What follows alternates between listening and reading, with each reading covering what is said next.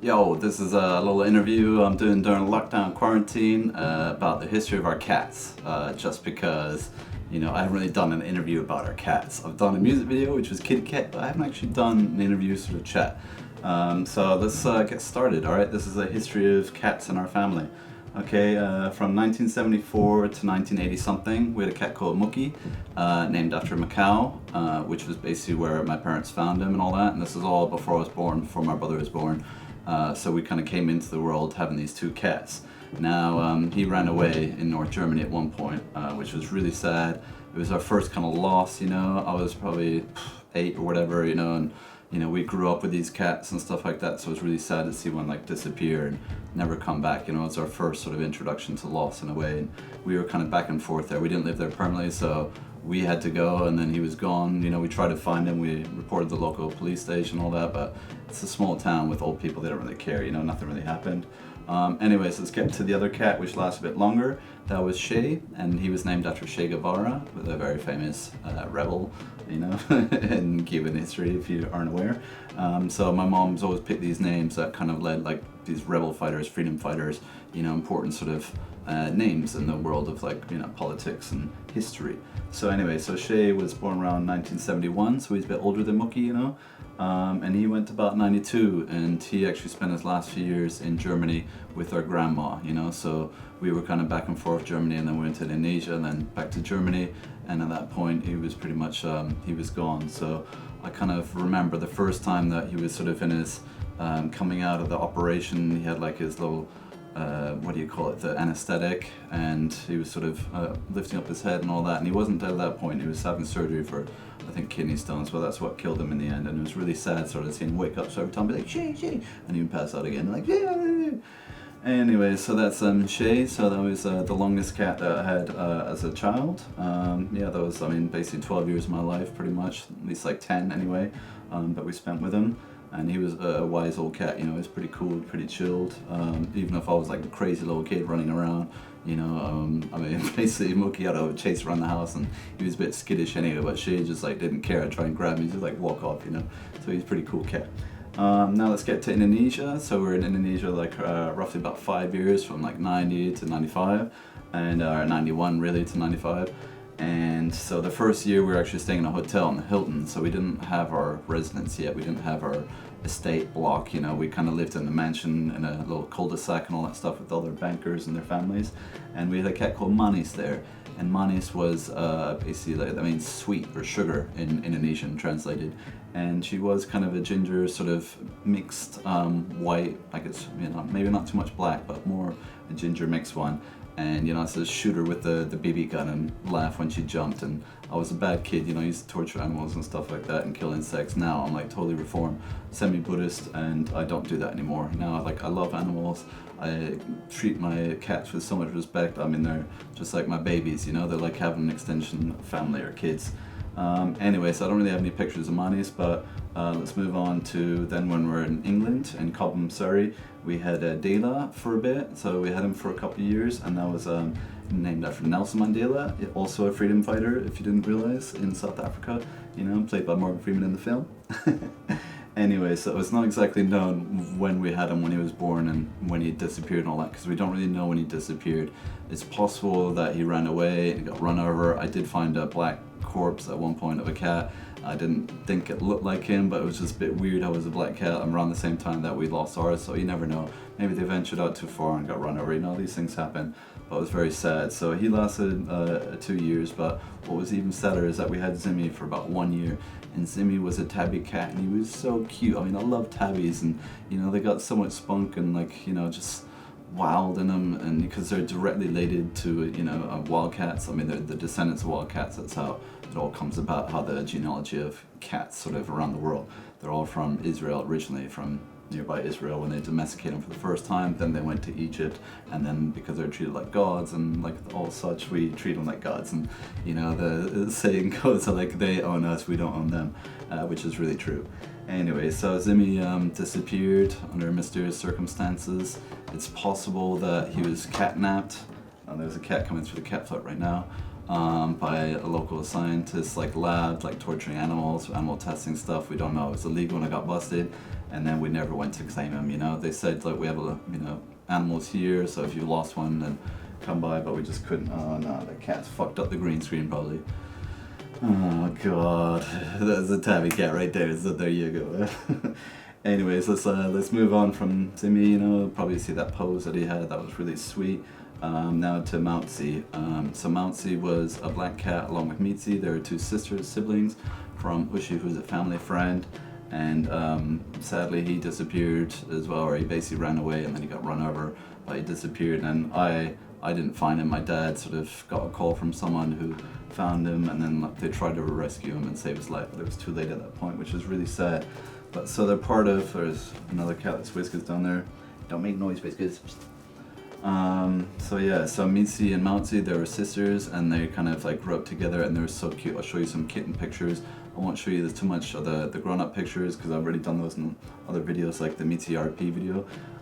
But look, this is all like the cutest of them, you know, when they're babies with their big ears, so they just crack me up looking at all those pictures with their big eyes and stuff, so sweet. But MIETZI actually made it from Cobham to Madrid, and then they survived all those years, came back to UK, and then maybe it was the temperature change, I don't know, it was within half a year. That's when he sort of disappeared and ran away and got run over. But MIETZI we had for quite a long time, so she lived to about 17. So we first got them both in about 2000, and then MIETZI kind of went from, you know, UK to Madrid to UK, and then she went to Germany for a bit with my mom, because like her and Masky were there for a bit on their own, you know, which was pretty crazy. I was really worried about them. But then they came back, and then MIETZI became like, you know, my baby, like Masky became my baby all over again. It was like, you know, nothing really changed. Took some time, but you know, like we all got really close and cuddly, so it was really sad when MIETZI had to be put down. I properly cried and all that stuff, because I hadn't dealt with death in a while, and you know, death in cats is quite sad. Watch my kitty cat video if you want a little bit of history about, you know, the other cats. Sadly, Rhymes doesn't get a video now because I think I made like a couple of videos about Rhymes, so Rhymes wasn't really our cat, but I'll mention Rhymes anyway. So Rhymes was a black cat who we owned for a little bit, for about 4 or 5 years, to get rid of a mouse problem. We had a mouse infestation problem, so our friend just lent him to us, and then I got really attached and hooked, and then by the time my mom came back, then that's it. I had to give her up for good, and that was really, really sad. Anyway, I'll do like maybe more of a shout out later. So let's move on to Masky, which was like my first own cat, and she was my baby, man. So probably from about 2002, she was born. I got her around 2002-03, and she lived till 2019. Now she's the black and white one, and she is so cute. I mean, she was feisty. She had all this attitude. I mean, she was just like, oh, such a sweetheart. And you know, it was really, really, really sad when in the last couple of months she went blind, and then, you know, she was basically losing it, and she lost loads of weight, which was really sad. Happened to MIETZI as well. MIETZI ended up at skeleton. Masky ended up at skeleton. They weighed like 1 to 2 kilos at the end, whereas my cats now, on average, weigh about 5 to 6. So they're literally like 2-3 times heavier. You may hear some eating from cat food in the background, but yeah, hopefully not. So anyway, that was Masky till 2019. That was a big blow because I really got attached to her again, especially after MIETZI passed, and it was like Masky was all that was left. At the same time, the Whiskas was kind of moving in because there was like free food, but I'll get to Whiskas in a minute. So Masky, when she passed, this whole period of time in January, she was going blind, had all this stress in New Year's, took her to the vets, we paid a lot of money, got her like, you know, to see again, but then she had other issues, so it was a constant back and forth, like to the vets and all that, and she cost quite a lot of money, £3,000 in the end, you know, in the last like half year. And she got x-rayed, she got like put in a ventilator, all this stuff. It was just tragic because we didn't want to let her go. My mom was like, pay anything. But yeah, sadly that was it. And I was busy as ever. I was playing police and stuff around that time. I had a costume fitting the day that she got put down, or basically died before she got put down. And then the next day I'd play police, and I was featured in biggest police role feature ever.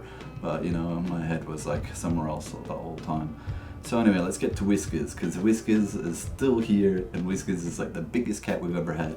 Not the heaviest now, that goes to Louis, but Whiskas is the biggest as in fluffiest. You know, he doesn't have a big belly, he's not fatling, but he's just got so much hair, alright, and it's everywhere. Now why he's called Whiskas is because he's got these crazy eyebrows and the crazy whiskers, which are like huge, alright? And if you ever see him in the wind, I don't know if I'll have a video, I'll probably doubt it, it's amazing. I mean, it cracks me up how he looks. There he is right now, like making some noise.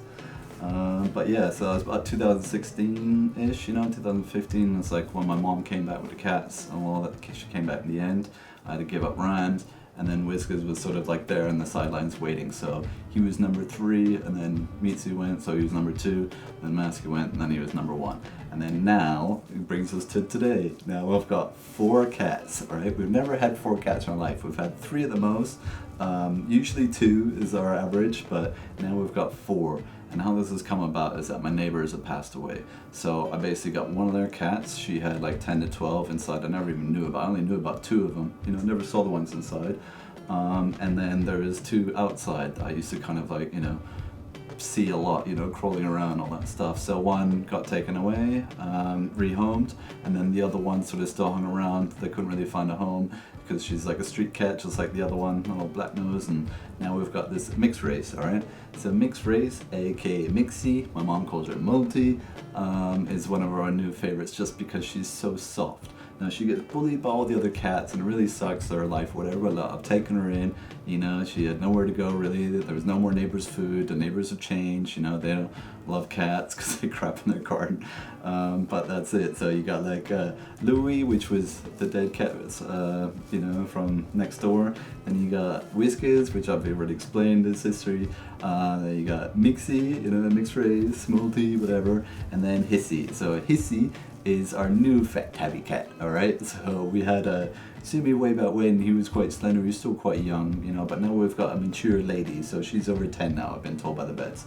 She's not actually ours, but again, she kind of moved in because these street cats, like once the neighbors died, they didn't have anywhere to go.